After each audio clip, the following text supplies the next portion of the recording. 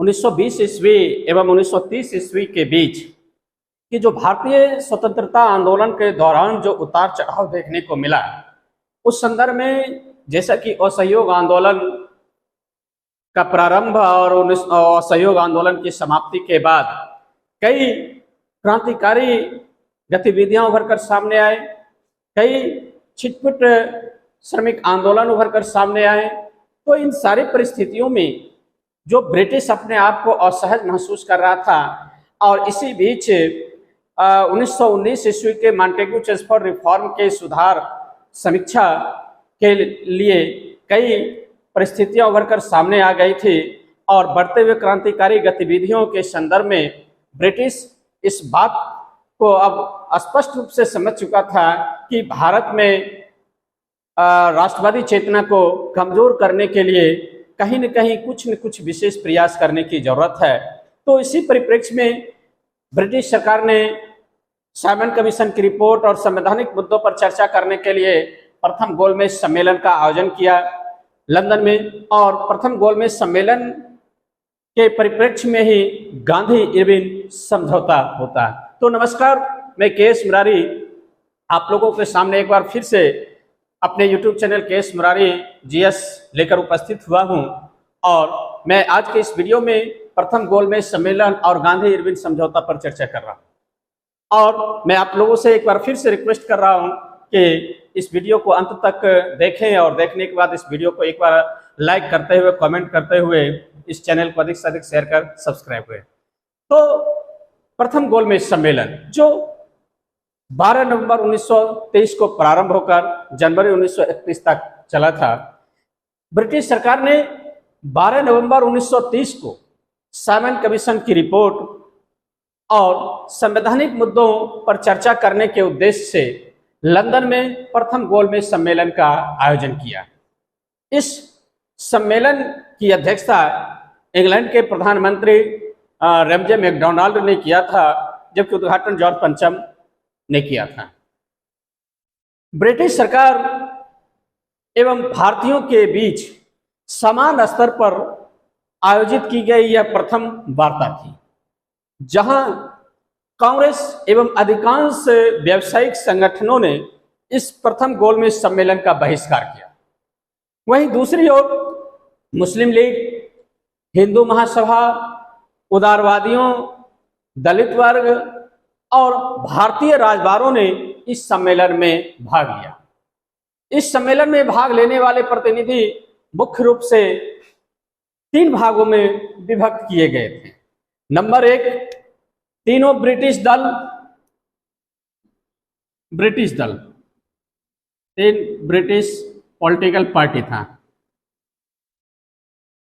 जिसमें conservative party, labour party और liberal party शामिल था। दूसरा जो समूह था उसमें ब्रिटिश भारत से ब्रिटिश सरकार द्वारा मनोनीत सदस्य, यानी ब्रिटिश सरकार द्वारा मनोनीत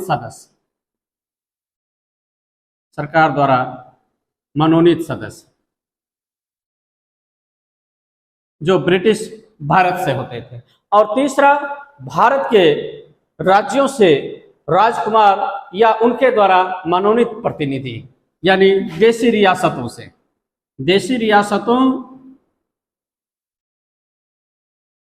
के राजा या फिर राजा द्वारा मनोनीत सदस्य, ये 3 समूह के प्रतिनिधि उस प्रथम गोलमेज सम्मेलन में भाग लिया। सम्मेलन में भाग लेने वाले प्रतिनिधियों का चयन का मापदंड अलग अलग था। ब्रिटेन के तीनों पार्टियों, लिबरल पार्टी, कंजर्वेटिव पार्टी और लेबर पार्टी, तो ब्रिटेन के इन तीनों पार्टियों का प्रतिनिधित्व अलग अलग प्रतिनिधि कर रहे थे, जबकि भारतीय प्रतिनिधियों में से कुछ वायसराय द्वारा मनोनीत होते थे और कुछ का मनोनयन देशी रियासतों के राजाओं ने किया था। इस सम्मेलन में राज्य लोक संगठन का कोई प्रतिनिधि शामिल नहीं था, यानी पब्लिक से रिलेटेड कोई भी ऑर्गेनाइजेशन इस सम्मेलन में भाग नहीं लिया था। प्रतिनिधियों का मनोनयन का जो मुख्य आधार था वह ब्रिटिश सरकार के प्रति निष्ठा और उसके स्वशासन संबंधी विचार को रखने के संदर्भ में है। यानी वैसे लोगों को इस प्रथम गोलमेज सम्मेलन में मनोनीत किया गया जो ब्रिटिश सरकार के प्रति अपनी निष्ठा रखता है और ब्रिटिश के स्वशासन संबंधी विचार से अवगत था। खैर, इस सम्मेलन में सम्मिलित सभी दलों के प्रतिनिधि केवल अपने अपने व्यक्तिगत हितों की पूर्ति के लिए प्रयासरत थे। सम्मेलन के दौरान केवल समस्याएं और उसके विचारार्थ संबंधी विषयों पर ही प्रस्तुत किए गए, लेकिन कोई ठोस परिणाम उभर कर सामने नहीं आया।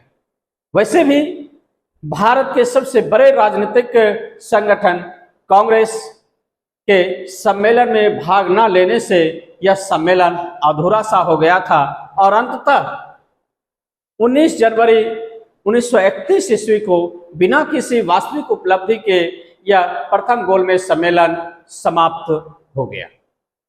तो इस तरह से भारतीय राजनीतिक संगठन के अभाव में यह सम्मेलन को असफल घोषित करते हुए समाप्त किया गया, क्योंकि भारत का जो प्रतिनिधि राजनीतिक संगठन कांग्रेस था वह शामिल नहीं हुआ।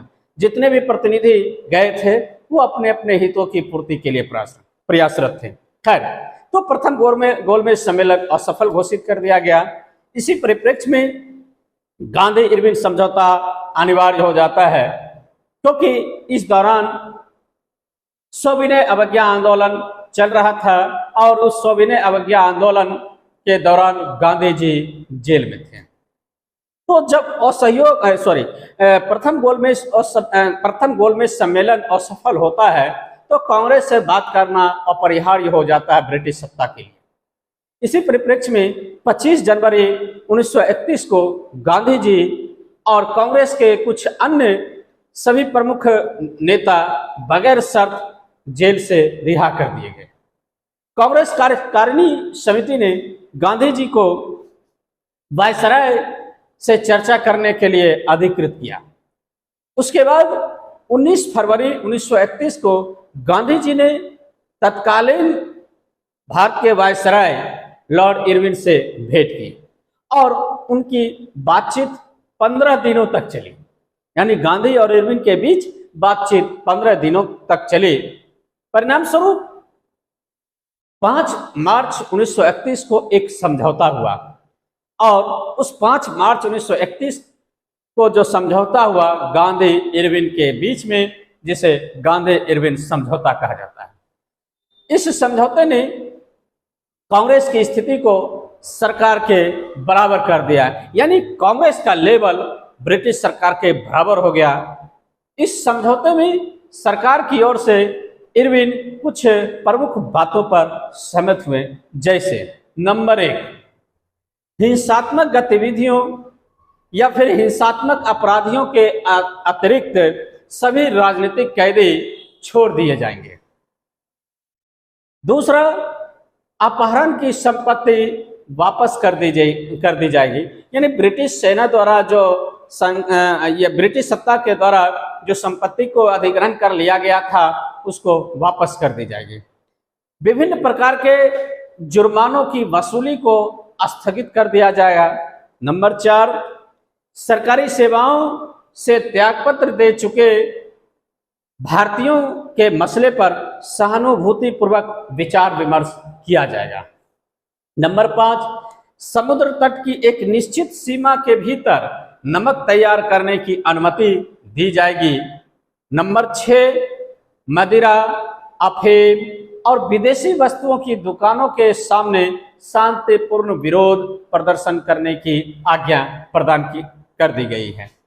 और नंबर 7, आपातकालीन आदेश को वापस ले लिया जाएगा। ये सारे सविनय अवज्ञा आंदोलन के दौरान परिस्थितियां थी जिसको इरविन ने मानने को तैयार हो गया। जैसे सविनय अवज्ञा आंदोलन का आधार नमक सत्याग्रह था। नमक कानून का उल्लंघन कर नमक कानून को समाप्त करने के भारतीय नेताओं ने बात की थी। अंततः ब्रिटिश इरविन के माध्यम से एक निश्चित सीमा तक समुद्र तट पर नमक बनाने का आदेश दे दिया। लेकिन वायसराय ने गांधी जी की दो मांग को अस्वीकार कर दिया। जो मांगे हमने अभी पहले चर्चा किया, उन सारे बातों में से दो मांग गांधी जी ने अस्वीकार कर दिया। नंबर एक, कि पुलिस ज्यादतियों की जांच कराई जाए। गांधी जी का कहना था कि जितने भी सविनय अवज्ञा आंदोलन के दौरान पुलिस ज्यादतियां की गई है उसकी जांच कराई जाए। इस बात को इरविन ने क्रॉस कर दिया, नहीं माना। नंबर दो, कि भगत सिंह और उनके साथियों की फांसी की सजा माफ कर दी जाए। गांधी जी भी इनके लिए माफी के लिए आवेदन में दिया था कि इरविन जी, भगत सिंह और अन्य क्रांतिकारी गतिविधियों में जो शामिल है उनको फांसी की सजा दी गई है उसको माफ कर दी जाए। लेकिन इरविन गांधी के इस मांग को अस्वीकार कर दिया। आज तक गांधी के राजनीतिक जीवन में यह प्रश्न उठता है कि गांधी यदि चाहते तो इरविन पर दबाव बनाकर भगत सिंह को फांसी से बचा सकते थे। खैर, गांधी की अपनी राजनीतिक आदर्श था, अलग सिद्धांत था, उस पर मैं अलग से चर्चा करूंगा, यहाँ उस बात की चर्चा करना मुनासिब नहीं समझता हूं। खैर, कांग्रेस की ओर से गांधी जी ने आश्वासन दिया इस इरविन समझौता के माध्यम से कि सविनय अवज्ञा आंदोलन हम समाप्त कर देंगे। यानी उस गांधी इरविन समझौता में इस बात को तय कर दिया गया कि सविनय अवज्ञा आंदोलन जो चल रहा है उसको स्थगित कर दिया जाएगा और कांग्रेस द्वितीय गोलमेज सम्मेलन में इस शर्त पर भाग लेगी कि सम्मेलन में संवैधानिक प्रश्नों के मुद्दे पर विचार करते हुए परिसंघ, भारतीय उत्तरदायित्व और भारतीय हितों के संरक्षण एवं सुरक्षा के लिए अपरिहार्य मुद्दों पर विचार किया जाएगा। अपरिहार्य मुद्दा क्या था? तो रक्षा, विदेशी मामला, अल्पसंख्यकों की स्थिति तथा भारत के वित्तीय साख जैसे मुद्दे को अपरिहार्य मुद्दा माना गया और इसी संबंध में बताया गया कि इस पर विचार किया जाएगा। तो इस तरह से गांधी इरविन समझौता कुछ महत्वपूर्ण बिंदुओं पर बातचीत करते हुए सकारात्मक रूप से सफल करने का प्रयास किया गया।